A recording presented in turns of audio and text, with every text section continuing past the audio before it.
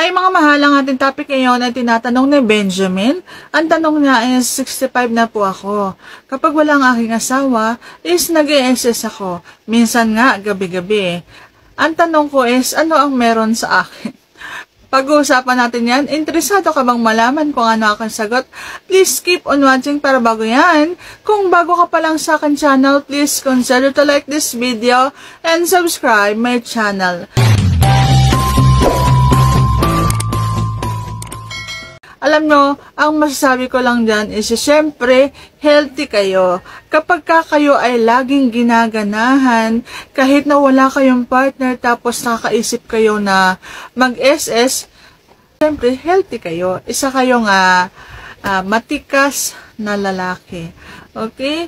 So, ang masama naman is yung wala na talagang nararamdaman, yung bang akala mo'y ramdam na ng tumatanda na talaga siya. Pero kung halimbawang 65 ka na, tapos nakakaramdam ka pa ng ganito, and ginagabi-gabi mo nga, lalo na nagagawa mo kahit wala yung iyong asawa. So, syempre, masasabi ko dyan is healthy kayo. Okay?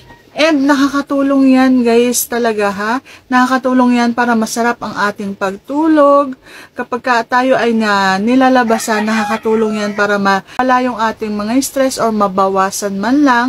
Halimbawa ikaw ay 65 na or mas matanda pa dito at nakakaisip ka pa ng ganitong bagay is okay lang yan. Healthy yan. Walang kung anong meron sa'yo basta hindi ka sumusobra. Okay, araw-araw, isang beses lang sa isang araw, so okay na yun. Maganda na yon sa pangangatawan, okay? Ang masama naman ay yung sobra, yung marami na sa isang araw, nakakarami sa isang araw na akala mo may pinupunong kota.